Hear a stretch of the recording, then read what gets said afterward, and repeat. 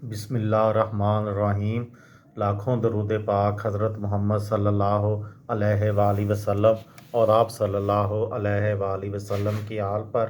السلام علیکم، میرا نام افتخار احمد ہے اور آپ میرا یوٹیوب چینل نالج دیکھ رہے ہیں۔ کرکٹ ورلڈ کپ کے سلسلے میں ایک سیریز شروع کی ہوئی ہے۔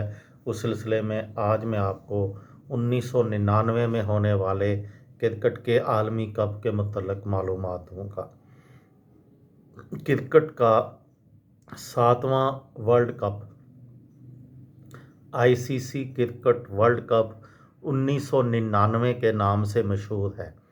اس سے قبل عالمی میلے کو اسپانسر کا نام دیا جاتا تھا، جیسے کہ 1996 کے ورلڈ کپ کو ولز ورلڈ کپ، 1992 کے ورلڈ کپ کو بینسن اینڈ ہیجز ورلڈ کپ اور 1987 کے ورلڈ کپ کو ریلائنس ورلڈ کپ کہا جاتا تھا، لیکن 1999 سے ICC cricket world cup official نام مشہور ہو گیا۔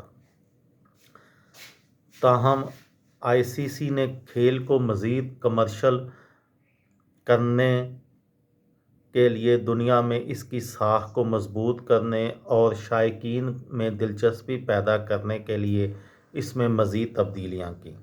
ان میں سب سے بڑی تبدیلی ڈک ورتھ لوئس قانون کا عمل میں آنا تھا، کیونکہ ماضی میں 1982 کے ورلڈ کپ میں سابقہ قانون کا نتیجہ انگلینڈ اور جنوبی افریقہ کے درمیان ہونے والے سیمی فائنل میچ کے دوران دنیا دیکھ چکی تھی، جب کیپلر ویسلز کی ٹیم اس قانون کی وجہ سے ایک یقینی فتح سے شکست سے ہمکنار ہوئی۔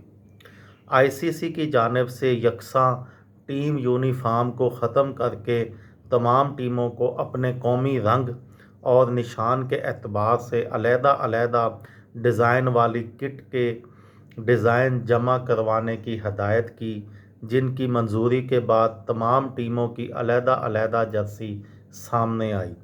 ایسا دنیا کے دیگر کھیلوں جیسے کہ فٹ بال اور ہاکی میں ہوا کرتا تھا۔ اس ایونٹ میں شامل ہونے والی ٹیموں کی تعداد بھی 12 تھی، جن میں 9 ٹیسٹ اسٹیٹس کی حامل ٹیمیں، جبکہ 3 ٹیمیں کینیا، اسکاٹ لینڈ اور پہلی مرتبہ ورلڈ کپ کا حصہ بننے والی بنگلہ دیش کی ٹیم نے 1997 میں ہونے والی ICC ٹرافی میں سرفہرست پوزیشن حاصل کر کے اپنی شرکت کو یقینی بنایا تھا۔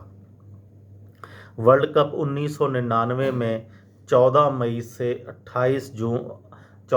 سے 20 جون کے درمیان انگلینڈ میں منعقد ہوا، جبکہ اس کے 2 میچز اسکاٹ لینڈ، جبکہ آئرلینڈ، نیدرلینڈ اور ویلز میں ایک ایک میچ کھیلے گئے۔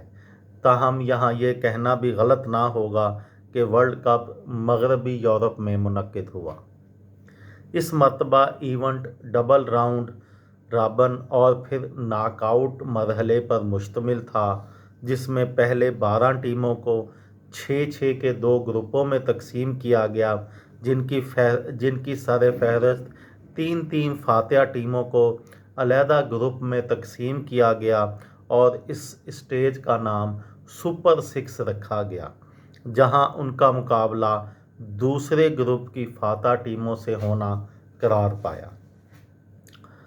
یہ تھی میری آج کی ویڈیو۔ کسی دوست کو، کسی بھائی کو، کسی بہن کو فائدہ ہو تو مجھے دعاؤں میں یاد رکھیے گا۔ دل پاکستان، جان پاکستان۔ السلام علیکم۔